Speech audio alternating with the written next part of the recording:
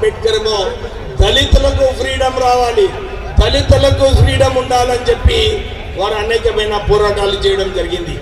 అందరూ కూడా గమనించాలి, బాబాసాహెబ్ అంబేద్కర్ గారు ఏదైతే మనకు రాజ్యాంగం ద్వారా మనకు ఆర్టికల్ 341లో ఏదైతే ఇచ్చారో ఈ హోమోజీనస్ గ్రూప్ దళితులందరూ కూడా హోమోజీనస్ గ్రూప్ వీళ్ళందరికీ కూడా కుల వివక్ష వలనే రిజర్వేషన్స్ కల్పించాలని చెప్పి బాబాసాహెబ్ అంబేద్కర్ గారు ఆర్టికల్ 341 ఇంట్రడ్యూస్ చేయడం జరిగింది.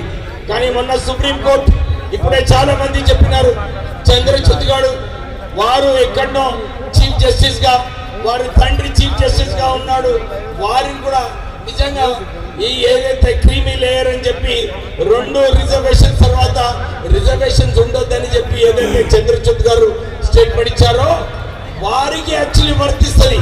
వారి నాన్నగారు 11 సంవత్సరాలు సుప్రీంకోర్టు జడ్జిగా ఉన్నప్పుడు మళ్ళీ సుప్రీంకోర్టు జడ్జి ఎట్లా అవుతాడు? ఆయన కూడా నిజంగానే వాళ్ళ కుల వివక్ష ఏదైతే ఆయన దాంట్లో ఉందో అది జడ్జిమెంట్ లో మనకు స్పష్టంగా కనబడుతుంది. మనము దీన్ని వ్యతిరేకించే అవసరం ఉన్నది. లేకుంటే ఈ ఆర్టికల్ 341 ఏదైతే మార్చిందో సుప్రీంకోర్టు దాని వలన ఫ్యూచర్ లో మన రిజర్వేషన్స్ అన్ని కూడా పోయే అవకాశం ఉంది. ఇది ఒక కుట్ర. ఈ కుట్ర వలన ఎట్లాంటి రిజర్వేషన్స్ తీసేయాలి, ఈ క్రీమీ లేయర్ ఇంట్రడ్యూస్ చేసి మళ్ళా ఫ్యూచర్ లో ఈ క్రీమీ లేయర్ తర్వాత రిజర్వేషన్స్ కూడా తొలగించాలని చెప్పి ఈ కుట్ర వేసిన జడ్జిమెంట్ లో మనమందరం కూడా వ్యతిరేకిస్తున్నాము. అన్ని చోట్ల కూడా మాల కులస్తులందరూ కూడా అన్ని చోట్ల ఇదే అంటున్నారు, ఒక స్పందన. మన ఆత్మ గౌరవం ఎట్లా కాపాడుకోవాలి, మన ఆత్మ గౌరవాన్ని. ఎందుకంటే ఇప్పుడే చాలా మంది స్పీకర్ చెప్పినారు, మనం ఎప్పుడు కూడా ఎవరికి దోచుకోలేదు, మనం ఎప్పుడు మన బలంతో మనం ఒక కల్చర్, ఒక మాలల కల్చర్ ఏదైతే ఉందో దాంట్లో ఈ రోజు మనం అందరి ముందు చూపించుకున్నాము. ఏది ఏమైనా కానీ ఇంత వర్షం పడినప్పటికీ కూడా అందరూ కూర్చొని మీటింగ్ విజయవంతం చేసుకొని ఇప్పటి వరకు 7 గంటల వరకు మీరందరూ మీటింగ్ లో ఉన్నారంటే ఇది ఒక స్ట్రాంగ్ సంకేతం అన్నమాట.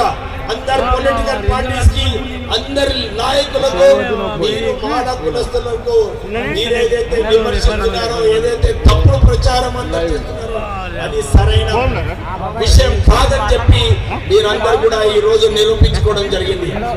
మీరు బ్యాక్గ్రౌండ్ ఉన్నప్పుడు ఎట్లా మాట్లాడుతున్నారు, నిజంగానే ఈ ఏదైతే తప్పుడు ప్రచారం చేస్తున్నారు.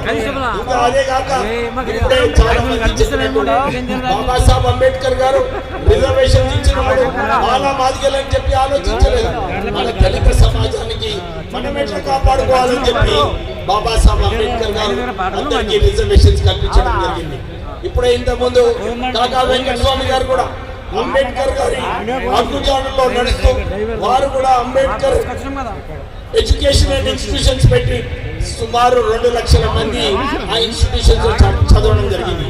అక్కడ కూడా చాలా మంది మానవాధికారులు ఉన్నారు, ఎప్పుడు కూడా అడగలేదు ఎవరికి అడ్మిషన్ లో మీరు మాది అన్నారు, అడగలేదు. మన దళితులకు మనం మంచిగా చేయాలని చెప్పి కాకా వెంకట స్వామి గారు ఎప్పుడు కూడా అదే పోరాటం చేసి నుండి గంగారాం గారు, కిషన్ గారు అదే విధంగా అంతమంది చేసినాం. ఈ రాష్ట్రం మీద హక్కుదారులు ఎవరైనా ఉన్నారు అంటే అది కేవలం మాలనే అని చెప్పేసి సగర్వంగా ఈ వేదిక ద్వారా ప్రకటిస్తూ ఈ యొక్క వీటన్నిటి కూడా మీడియాకు అందజేస్తాం. అదేవిధంగా అన్నింటికంటే ముఖ్యమైనది ఒక ప్రతిజ్ఞ చేయాల్సి ఉంటుంది. మన సభాధ్యక్షుడైనటువంటి నాగరాజు గారు మీ అందరి చేత ఒక ప్రతిజ్ఞ చేపిస్తాడు. ప్రతిజ్ఞ అనేది